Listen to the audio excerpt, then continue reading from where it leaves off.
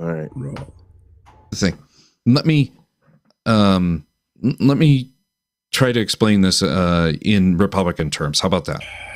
Yikes. You fail at 100% of the things you don't try. If you never started your YouTube channel, we wouldn't be here right now, right? Well, I started You'd probably just be an observer. You'd just be in the. I started my YouTube channel in 2012 to talk about Freeport, Maine politics.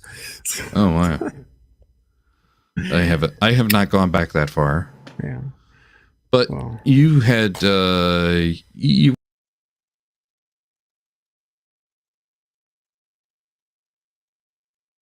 What? Or better. No. Just kind of poked around. Yeah. On Jay's streams. Am I still here? Yeah, you're still here. Okay. A couple of times at better by the time I went to better. You know what? Yeah. I mean, my atheist activism, such as it was, got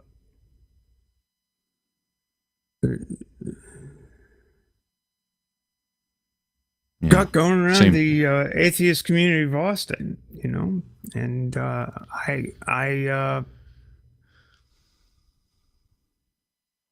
wasn't willing to put up with their toleration of platforming a guy who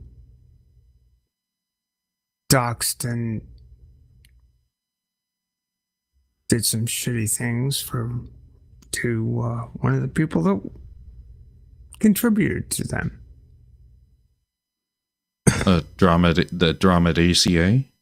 Yeah. Oh. Yeah. I want to do double chat overlays. Oh my goodness. So I sort of got back into it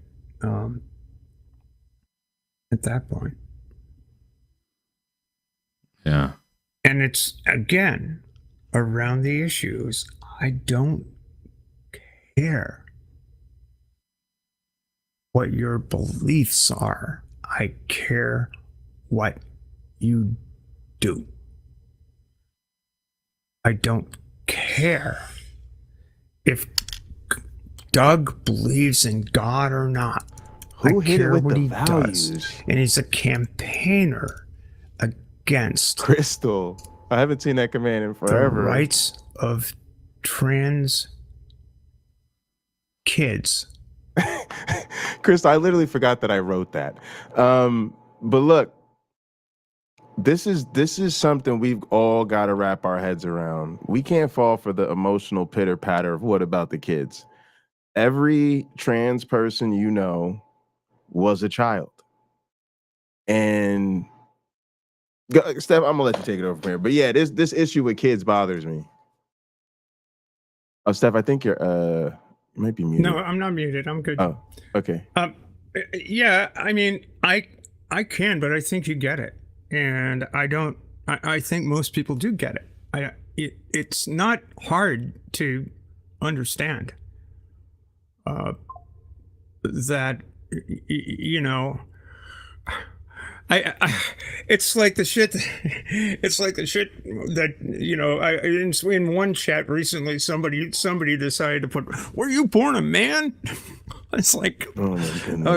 It was on a line on I think it was on Takis or somebody. Said, "Were you born a man?" And I said, for myself, it wasn't directed at me, but I said, for myself, I was born a baby. I don't know how many people were born full grown up human. It's like hard to make that work biologically. You know, biologically speaking, were you born a man? No. And it's very no. It's also just it's very hard to take questions like that as sincere questions. I am unfortunately subscribed to Quora, right? Somehow, and I get these like Quora discussion questions in my email all the time. you know, and it's like, is it okay to shower with my 15-year-old daughter? Right. Huh? And there's always the comments that are like, these core questions, I don't think there's something about them that makes it seem like, normal. This is not a normal question for a real person to be asking. And that's what a lot of these YouTube comments are like. They're like bot questions. They're not a question that a civilized person asks another civilized person in polite company. So that's what I'm gonna start saying, y'all. That's from now on, y'all. When I say that sounds like a Quora question, that's what I mean. Yeah, it's just weird, and you're Have a right. life. It's like what the way the no single narrative of anyone's life, be they cis or trans, is going to be, is there a typical cis person's trajectory in their life? When did you know you were cis? Anybody ever asked that question? When did you know you were trans? Well, I didn't know I was trans. I just knew I was a girl when I was very young. And I expressed that. Not well, I've, at the age of 3, I heard of Dr. Harry Benjamin in New York. You ought to contact him because I'm actually a girl. No, I was doing something. My mom said, good boy, and I said, no, girl. I knew I was trans the way a 3-year-old would know they were. I knew I was a girl the way a 3-year-old would know that he was a boy. Yeah, That's not a universal thing. I mean, and the time at which somebody realizes that there's a disconnect between their gender and their sex, it varies. So it's not a universal thing. But the thing is, there are some people who do face these issues at a very young age. Absolutely. And the whole idea is to, when it comes to gender affirming care or care around these issues, is to let the child explore. Sometimes the child will be, as the medical diagnostics would have it, consistent, insistent, and persistent in their gender identity. And those are the children that go on to be, that go and have be given the opportunity to socially transition, and perhaps given the choice in working with the families and their doctors and all of this, to have the option of being administered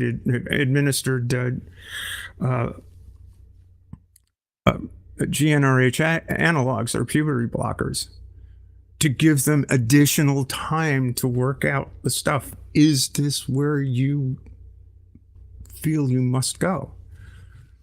If they had been available to me, would have done them in a heartbeat. Right. If the kind of understanding that is extant today in 2023 as opposed to 1957, it would have been so much easier for myself, my family. And these are the kinds of things that this is why I argue, because I remember I have vivid memories of what it was like to be a trans kid, and it wasn't fun. It was essentially de facto conversion therapy because nobody understood it. Mm-hmm. Yeah, for me, I always, relate in a certain way in this conversation because I knew so young. in terms of, I guess, what we would now call my sexual orientation or whatever. And everyone around me knew really young, right? Like I had those play girlfriends when I was 5 or whatever. Like you knew even at a very early age, leave me alone in a room with some pretty girls. It's going to be a whole lot of kissing going on. So you might want to check your plans, you know?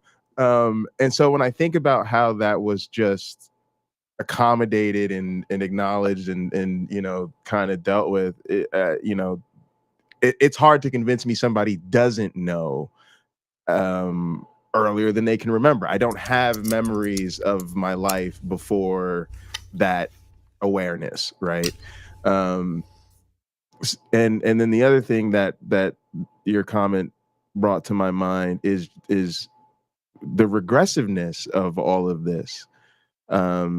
That we've made these advances in medicine, and now they wish to legislate them out of their appropriate use, and that's what hangs in the balance. And I don't, I don't understand how he's not making that connection here. But two, people got to stop acting like it doesn't make a difference, because just look at the elections we just had, where, for instance, abortion rights led to predictably red states and offices flipping blue. So these things do matter, and they can change. Yeah, they can. And, you know, I don't think most people actually give a fuck about the trans issue, to be honest. I don't think a lot of people put that as a top priority in terms of the kind of governance we get. It's a useful tool to motivate bigots to get to the polls. And they seem to reliably vote for the Republican Party. That, you know, they found this to be a useful tool, just the way they found the gay panic to be a useful tool. Most of the language is exactly the same. Yep. I mean, it's a useful political tool. Unfortunately, real people get hurt as a result. Absolutely. And it's not a joke. I mean, Mike Johnson believes in his heart. James Carville did a wonderful piece on where Mike Johnson grew